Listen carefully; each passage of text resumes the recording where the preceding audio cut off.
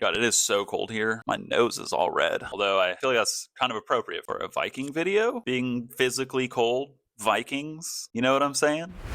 Vikings weren't the mindless brutes that pop culture often portrays them to be. In fact, they were quite stylish.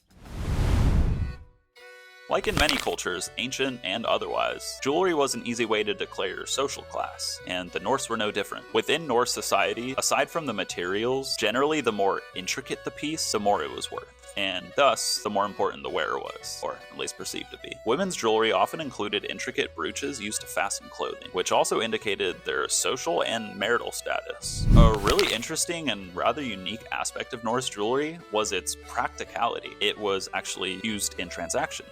In fact, the economy was largely held up by jewelry. You see, the Norse were less inclined to exchange goods for coins like the rest of Europe. Instead, it was actually common to exchange jewelry for things of value, or at least part of it. Let me introduce you to the concept of hack silver.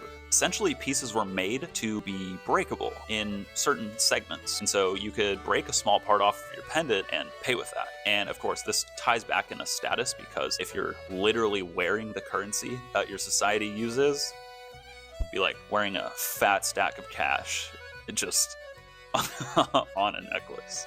Arm rings and necklaces were sometimes made with twisted wire or segmented designs, allowing pieces to be cut off for payment. Perhaps the most important and sacred aspect of jewelry to the Vikings was its symbolic nature. Norse men and women wore pieces that reflected their beliefs. This was very common. An example of this is the Mjolnir pendant, a depiction of Thor's hammer. Wearing these pieces displayed their faith and was believed to evoke protection from their patron god, in this case Thor. Animal motifs were also common. The raven symbolized Odin, wolves depicted Fenrir. The benefits a wearer would receive, or believed they'd receive, was tied to their respective god. Runes and magical inscriptions were also commonly carved into jewelry, believed to bring forth attributes as well, like luck, power, or guidance. Special types of jewelry could also be worn for ceremonies, rituals, or burials. High-status individuals might be buried with jewelry to take into the afterlife, signifying the importance of these items even after death. In contrast to being a status symbol recognized by society at large, jewelry was also worn simply as a means of self-expression, as it had been for millennia past. Artistic expression can be seen throughout many facets of Viking culture, including their ships, homes, weapons, etc. Craftsmen could display their unique artistic styles through pieces they made, and since it was jewelry, they could display that on their own bodies, and intertwine their pride in their abilities with their own physical appearance. Another common form of identity was the armband. Warriors often wore these arm rings to represent their allegiance to a specific lord or faction.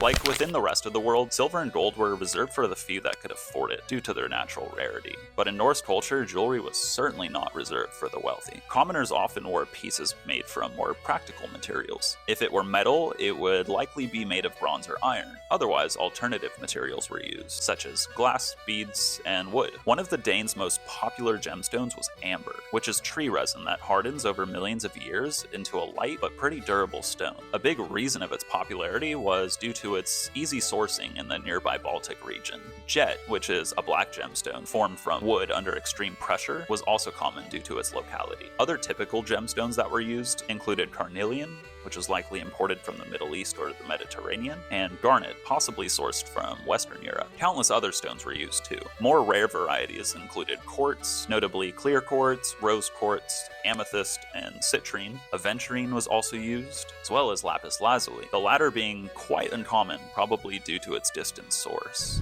Unlike later European jewelry, which featured faceted gems, Viking stones were typically polished cabochons or beads. Viking metalworking was advanced for its time. They used techniques including lost wax casting for more intricate designs, filigree, granulation, twisting and braiding, various types of hammering and engraving, plus probably more that I missed. Some of these styles evolved over time, or new ones were added entirely, as the Norse people expanded out of their homeland and were swayed by foreign influence.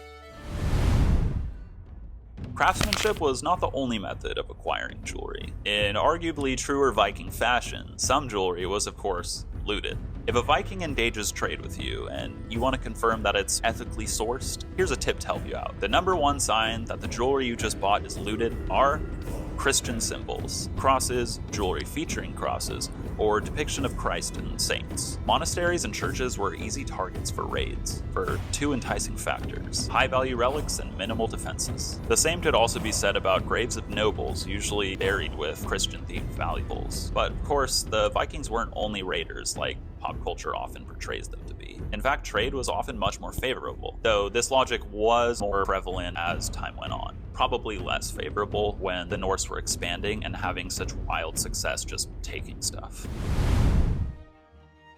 After centuries of wildly successful expansion, the Viking Age was coming to an end by the time the 11th century rolled around. I was gonna say unfortunately came to an end, but if you were the English or many of the other countries that they raided, it was probably fortunate. By this time and beyond, Norse jewelry would be drastically different due to the Christian influence on their culture. But traditional Norse jewelry certainly didn't die. Viking jewelry and the age and culture as a whole has had a lasting impact on the world. Even today, a millennium later, it still invigorates us through pop culture, stories, media, and various physical items. Even with my own jewelry line, Viking imagery makes up an entire collection, or at least it will as I complete it. There's currently only one. Can it be a collection if there's just one? There's more coming, so yeah, it's my work.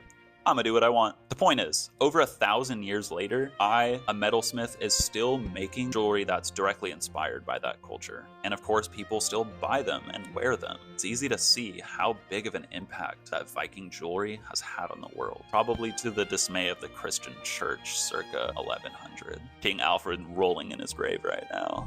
This was a pleasure to make. I learned a lot too, researching more deeply into these subjects. But more importantly, I hope you learned something. I hope you had a good time. And as always, thanks for watching.